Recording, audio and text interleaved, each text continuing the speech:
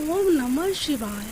जय भोलेनाथ। ज्येष्ठ मास के कृष्ण पक्ष का मंगल प्रदोष व्रत 4 जून यानी आज मंगलवार को रखा जाएगा। आप सभी को मंगल प्रदोष व्रत की हार्दिक शुभकामनाएं।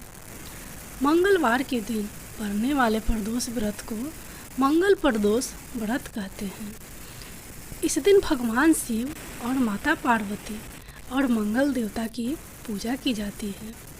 इसे भौम प्रदोष व्रत भी कहते हैं।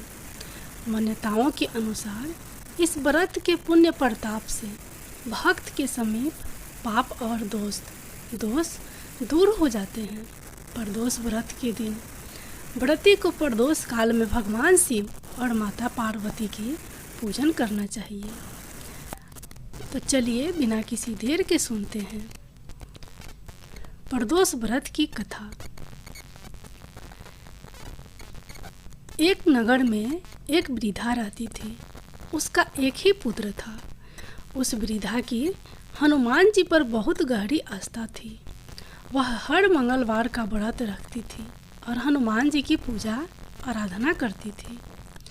एक बार हनुमान जी ने अपनी भक्ति उस वृद्ध महिला की श्रद्धा का परीक्षण करने का विचार किया। हनुमान जी साधु का वेश धारण कर वृद्धा के घर गए और पुकारने लगे कि कोई है हनुमान भक्त जो हमारी इच्छा पूर्ण करे। तब आवाज़ उस वृद्धा के कान में पड़ी।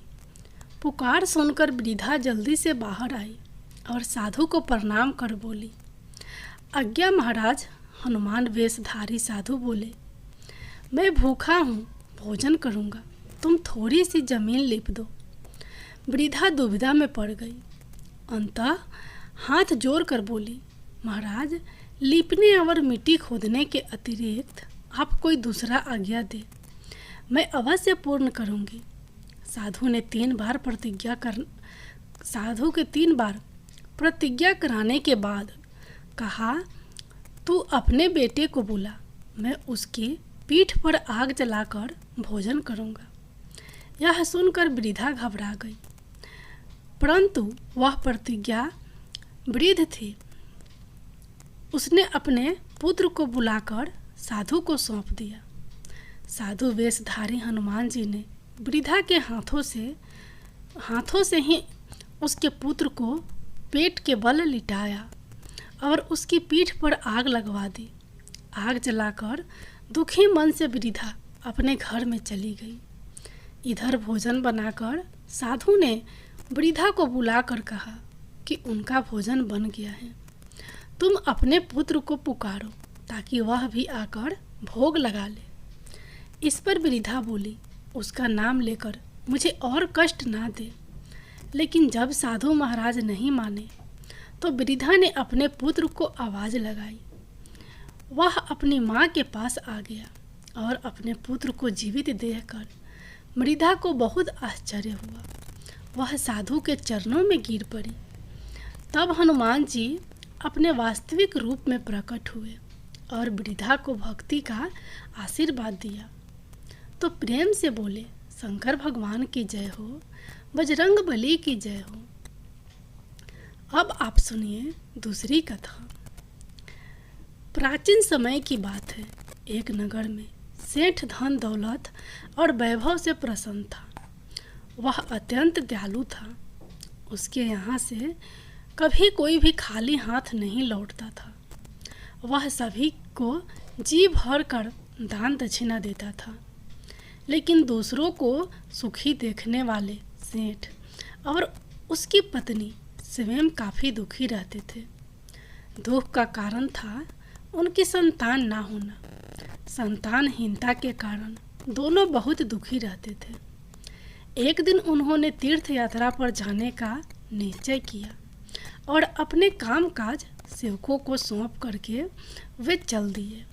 अभी वे नगर के बाहर ही निकले थे कि उन्हें एक विशाल वृक्ष के नीचे समाधि लगाए हुए एक तेजस्वी साधु दिखाई दिए। दोनों ने सोचा कि साधु महाराज से आशीर्वाद लेकर आगे की यात्रा शुरू की जाए। पति पत्नी दोनों समाधि लीन साधु के सामने हाथ जोड़ कर बैठ गए और उनकी समाधि टूटने की प्रतीक्षा करने लगे। सुबह से शाम और फिर रात हो गई, लेकिन साधु की समाधि नहीं टूटी, मगर सेठ पति पत्नी धैर्यपूर्वक हाथ जोड़कर पूर्वतः बैठे रहे। अनंतः अगले दिन प्रातः काल साधु समाधि से उठे। सेठ पति पत्नी को देखकर वह मंद मंद मुस्कुराए और आशीर्वाद स्वरूप हाथ उठाकर बोली, मैं तुम्हारे अंतर मन की कथा भाप गया हूँ वत्स्य। मैं तुम्हारे धैर्य और भक्ति भाव से अत्यंत प्रसन्न हूँ। साधु ने संतान प्राप्ति के लिए प्रदोष व्रत करने की विधि समझाई और भगवान शंकर की वंदना बताई। हे रुद्र देव शिव, आपको नमस्कार है। शिव शंकर जगत गुरु नमस्कार है। हे नीलकंठ सूर नमस्कार है। शशि मौली चंद्र सुख, आपको नमस्कार है। हे उमाकांत सुधी नमस्कार है। उग्र अरूप मन नमस्कार है। ईशान्य ईश्य प्रभु नमस्कार है। विश्वेश्वर प्रभु शिव नमस्कार है। हे शिव शंभु, आपको नमस्कार है। इस विधि और इस स्तुति को जानने के बाद तीर्थ यात्रा के बाद दोनों सेठ सेठानी वापस अपने घर को लौटे और नियम पूर्वक प्रदोष का व्रत किया। व्रत के प्रभाव से और शिवजी की कृपा से सेठ की पत्नी ने एक सुंदर पुत्र को जन्म दिया। प्रेम से बोलिए माता पार्वती और भगवान शंकर की जय।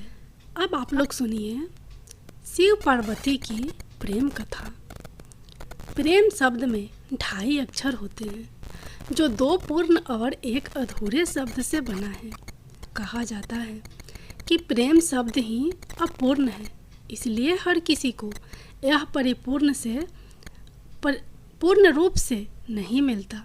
परंतु शिव जी और पार्वती जी की प्रेम कहानी अनेक कष्टों के पश्चाताप ही सही पर पूर्णता प्राप्त प्रेम का परिणाम है।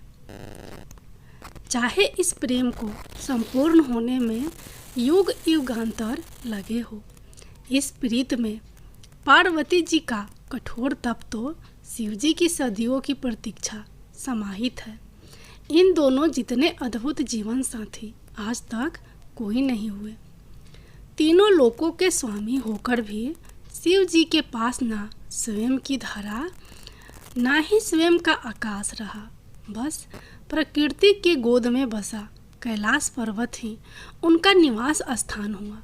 और दूसरी ओर पार्वती जी हर जन्म में राजकुमारी या बड़े घर की कन्या हुई, फिर भी उन्होंने अपने जीवन में शिव जी से अधिक किसी की भी चाह कभी नहीं की।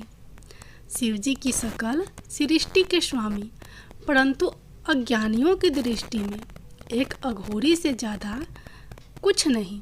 पर उस दिव्य स्वरूपा देवी ने शिव जी को जो पूर्णता दी, उससे वे देवों के देव महादेव बन गए। पुराणों में वर्णित है कि पार्वती जी ने शिव जी की अर्धांगिनी बनने के लिए 108 बार जन्म लिया। अंतिम 108वीं बार में वे पार्वती जी बनी। पार्वती जी के स्वरूप से पहले उनका जन्म दक्ष प्रजापति की कन्या के रूप में हुआ।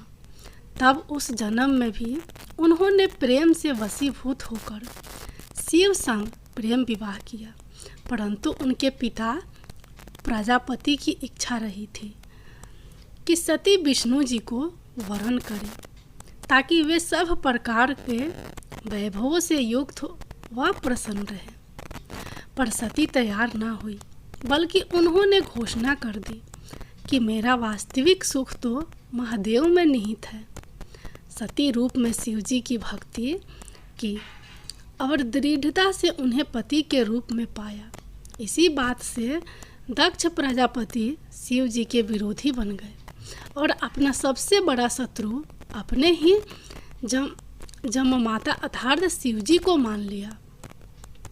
शिवजी को तुच्छ दर्शाने के लिए दक्ष ने एक महायज्ञ का आयोजन किया, जिसमें सभी देवी देवता, यक्ष, किन्नर, साधु, संत, ऋषि, मुनियों को बुलाया गया, बस स्वयं की पुत्री और जमाता को छोड़कर। इस यज्ञ में जाने हेतु पार्वती जी ने शिव जी को समझाया कि आमंत्रित तो परायों को किया जाता है, अपनों को नहीं, और वे वहाँ बिन बुलाए पहुँची तो उन्हें बहुत अपमानित होना पड़ा। उन्हें शिव जी की बात ना मानकर गलती हो जाने का भान हुआ, और जब उन्होंने शिव जी के प्रति अपमानजनक शब्द सुने तो वे यज्ञ के अग्निकुंड में कूद गई। शिव जी को जब पता चला तो उनके गणों ने यज्ञ भंग कर दिया। सती ने पूर्व जन्म में पुनः शिव जी से मिलने का वचन देकर प्राण त्याग दिए। शिव जी माता सती का मृत शरीर लिए विक्षिप्त से घूमते रहे। तब विष्णु जी ने सुदर्शन चक्र से 51 भागों में सती का तन काट दिया, जो आज भी 51 शक्तिपीठ के रूप में स्थापित है। वर्षों बरस शिव जी का वियोग कम नहीं हुआ, बल्कि बढ़ता ही गया।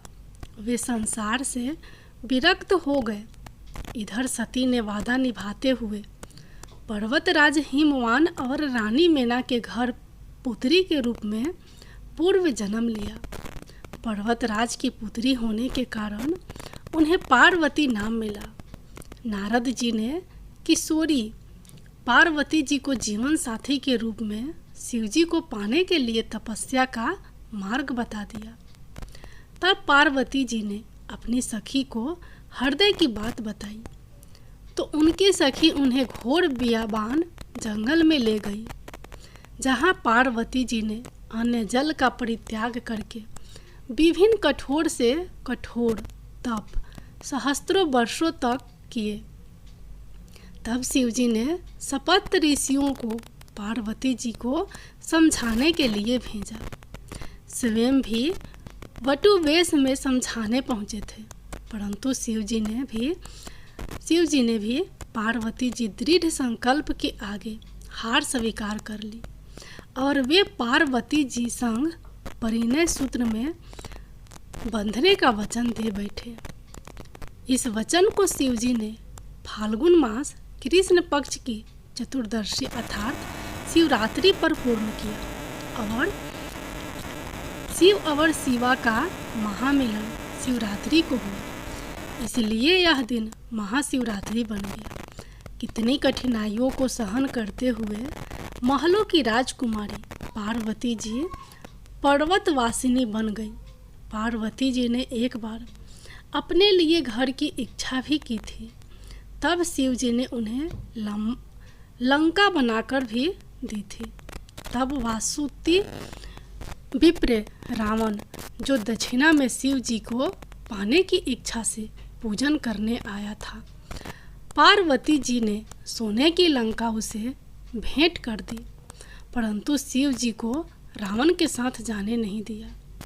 पार्वती जी ने किसी भी जन्म में भोले भंडारी के प्रेम के अतिरिक्त कोई धन वैभव नहीं चाहा, बल्कि जीवन की हर परिस्थिति में शिव जी का साथ सूर्य की किरणों, पुष्प में सुगंध तो शरीर संग प्राण बनकर निभाया।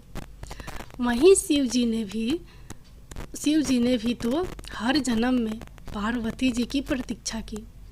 शिव जी जो गले में मुंडमाला पहनते हैं, वो पार्वती के हर एक जन्म का ही तो प्रतीक है, जिसे वे हृदय से लगाए रखते हैं।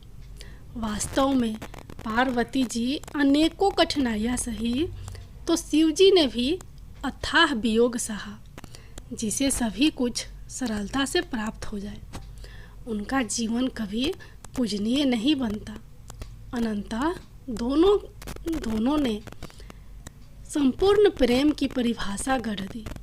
आज के युग में जहाँ प्रेम प्रीत के मायने बदल गए हैं, जहाँ प्यार का स्थान अर्थ भोग विलास ने ले लिया है, वहाँ शिव शिवा का निश्चल निस्वार्थ अडिग प्रेम सभी के लिए प्रेरणादायी है। तभी तो आज भी भक्तगण सदियों सदियों बाद भी इस संपूर्ण हुए प्रेम के दिवस को महाशिवरात्रि के रूप में विशेष उल्लास से उमंग ऊर्जा से मंदिर मंदिर घर पंडालों में पूजन व्रत करते हुए रात्रि जागरण के साथ मनाते हैं।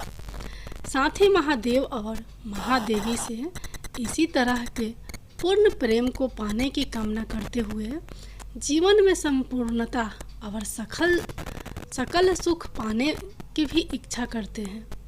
इस संपूर्ण युगल जगत के माता पिता का आशीर्वाद सभी के जीवन पर सदा बना रहे। जय भोलेनाथ, जय माता पार्वती। अब आप लोग सुनिए मासिक शिवरात्रि व्रत की कथा। धार्मिक पौराणिक कथा के अनुसार चित्रभानु नामक एक शिकारी था। जानवरों की हत्या करके वह अपने परिवार को पालता था। वह एक साहूकार का कर्जदार था, लेकिन उसका ऋण समय पर ना चुका सका। क्रोधित साहूकार ने शिकारी को शिव मठ में बंदी बना लिया। संयोग से उस दिन शिवरात्रि थी। शिकारी ध्यान मगन होकर शिव संबंधी धार्मिक बातें सुनता रहा। चतुर्दशी को उसने शिवरात्रि व्रत की कथा भी सुनी। शाम होते ही साहूकार ने उसे अपने पास बुलाया और ऋण चुकाने के विषय में बात की। शिकारी अगले दिन सारा ऋण लौटा देने का वचन देकर बंधन से छूट गया। अपनी दिनचर्या की भांति वह जंगल में शिकार के लिए निकला, लेकिन दिन भर बंदी गृह में रहने के कारण भूख प्यास से व्याकुल था। शिकारी खोजता हुआ वह बहुत दूर निकल गया। जब अंधकार हो गया तो उसने विचार किया कि रात जंगल में ही बितानी पड़ेगी। वह वन के एक तालाब के किनारे एक बेल के पेड़ पर चढ़कर रात बिताने का इंतजार करने लगा।